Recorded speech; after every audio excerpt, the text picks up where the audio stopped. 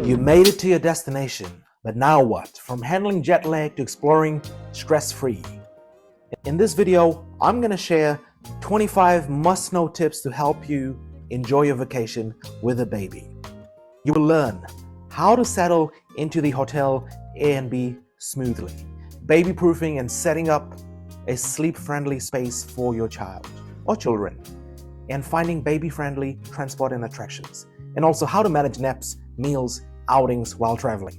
And if you're traveling soon, binge watch the full baby travel series for expert tips. Part 1 to 4, you're currently in part 4, post-flight arrival and vacation strategies. So let's get started. On arrival, here are 10 travel strategies to help parents with babies navigate the airport smoothly after landing. Number 1, wait until others deplane.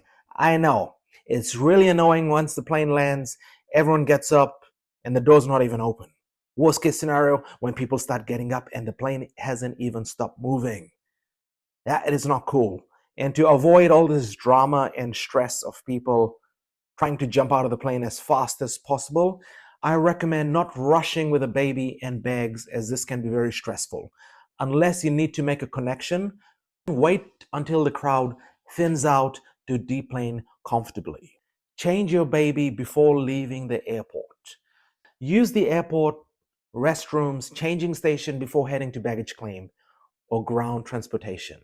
It's bigger than the lavatory in a plane, and it's easier than dealing with a messy diaper in a moving vehicle.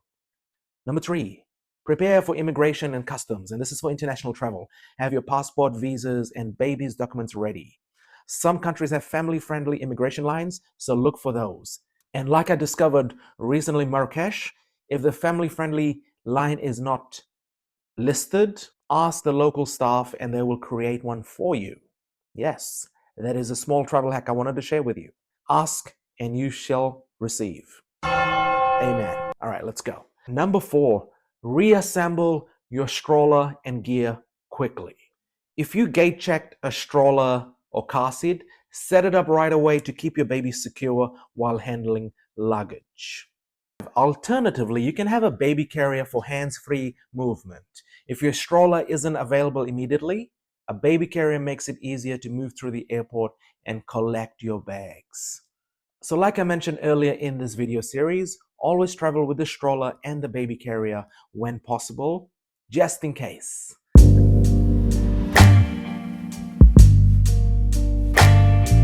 Number 6, double check for left items. Before leaving the plane and baggage claim, check for bottles, pacifiers, toys, or baby blankets left behind. Even headphones. Unfortunately, I've left 2 nice headphones in the plane, and this happens especially after long-haul flights or early morning flights. We are often distracted as parents, so be sure to double check for left items.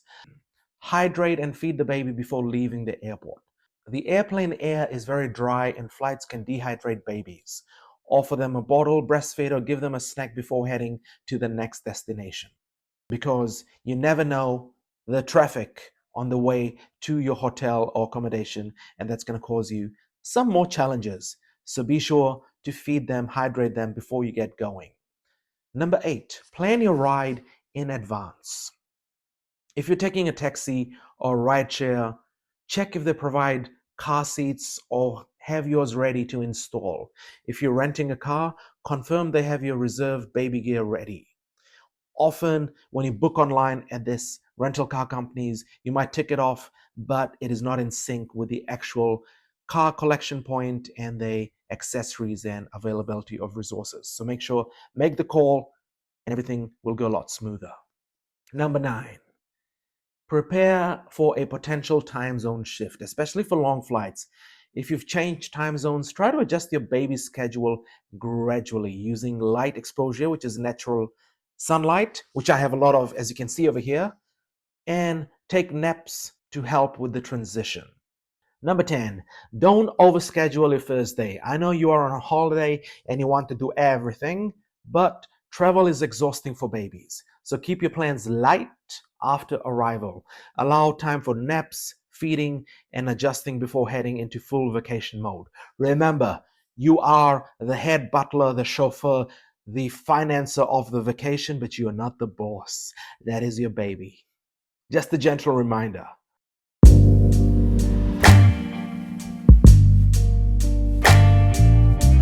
Once you've left the airport and now you are settling into vacation mode, here are our 5 tips to make life easier. Once you arrive to the accommodation, you want to, number 1, baby-proof your accommodation. You want to check for the hazards like sharp corners, exposed outlets, or loose cords. If you're staying in a hotel, request for a crib in advance. There's a lot of babies traveling, so you want to get that crib secured. Number 2, you want to unpack the essentials first. Set up the changing station, sleep area, and feeding supplies so you're ready for the first night without stress. Number 3, you want to stock up on baby supplies. Locate the nearest grocery store or pharmacy for diapers, wipes, formula, or baby food so you don't run out unexpectedly. Number 4, you want to adjust to the time zone gradually for international travel. So expose your baby to natural daylight, adjust the nap time slowly, and stick to bedtime routines to help them transition. Also, might I add to this, bring their favorite toys so the environment looks very, very familiar to your baby.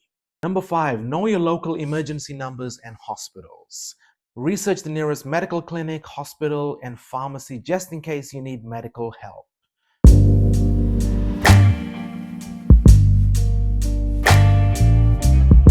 Once you're settled into your accommodation, the next thing is getting around. So you want to firstly choose baby-friendly transport. If using public transport, check if it is stroller-friendly. If you're renting a car, once again, confirm the car seat availability or bring your own.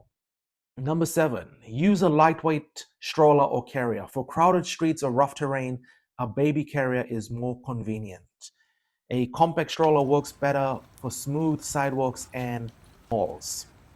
I've traveled to many locations and some of the cities are not stroller friendly, so baby carrier is essential. And some places are more, let's say, challenging. Make sure you pack both of them because it makes life a lot easier. Number 8, plan around nap and feeding times. Schedule outings after naps and meals to avoid crankiness. The John McEnroe vibe. Overtired moments.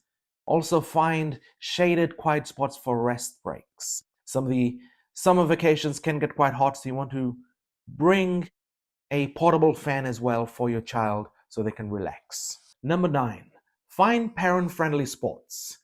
Check for baby changing stations, breastfeeding rooms, and family lounges at attractions, malls, or parks. I love to research this in advance because it gives me a lot more certainty and confidence going into the specific location because I have the knowledge in advance. So I strongly recommend do the research before you get there. Number 10, have a backup plan for bad weather. If you've got outdoor plans and they change, no indoor baby-friendly activities like children's museums, aquariums, indoor play parks, play centers, or soft play areas. These are great places to spend some time and keep your children entertained. So I strongly recommend have a list of the places you want to visit. And what I love to do in this area is mark all of the spots in the Google map, make a list, so when I get to the location, I can easily access it. But do remember, if you are traveling to locations like China, then your Google, Facebook, Instagram, Meta bookmarks will all disappear because you cannot use these platforms unless you're using a VPN. So in that case, list them in a different app that is friendly to the geolocation you are headed to.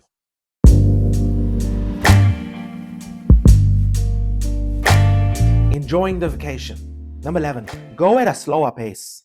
Babies don't follow strict itineraries, so plan fewer activities per day to allow for unexpected breaks, naps, or extra feeding time. Whatever you used to in the past of doing, okay, 10 o'clock we need to go this, 11 o'clock we need to be here, and 1 o'clock we need to do this museum, forget about that. And focus on just going like a Jamaican with the flow and say, yo man, the baby gonna sleep and we're gonna go to the museum, don't worry, huh? Something like that. I'm from Fiji. We do that in the islands and speak in a tropical accent sometimes. Number 12, keep the baby's routine as normal as possible. And what this means is you stick to familiar bedtime, feeding, and nap rituals so your baby feels secure even in a new environment. Number 13, You want to capture the moments, but be present. So take photos and videos, but don't stress about getting the perfect shot. Enjoy the experience with the baby. Sometimes if we doing it for the gram, we are not fully present. So make sure the child, the baby is priority one. Your videos and photos are priority two. If you have that in that order, life becomes easier.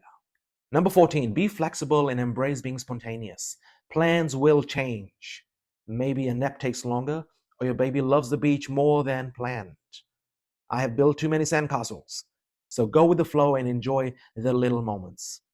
Finally, number 15, prioritize rest for yourself too. I know I said the baby emperor is in charge, but make sure your travel involves rest time for yourself as well. Traveling with the baby is quite exhausting.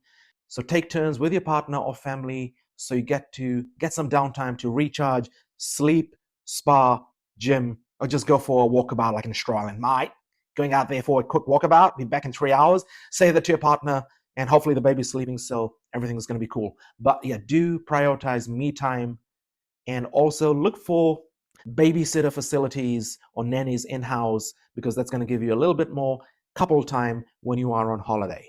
All of this is very possible: the couple time, the me time, the family time, which takes most of the time. But make sure you ask the staff if they have nanny facilities, if they can provide a babysitter, because it will allow you to make the most of your vacation.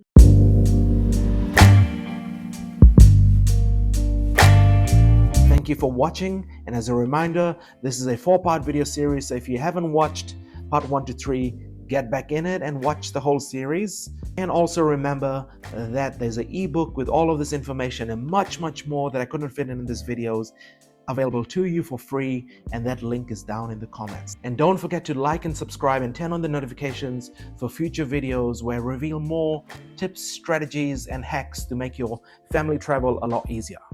Thank you for watching. Also, if you have any questions on the tips provided, do feel free to comment below and I'll be happy to answer. See you in the next video.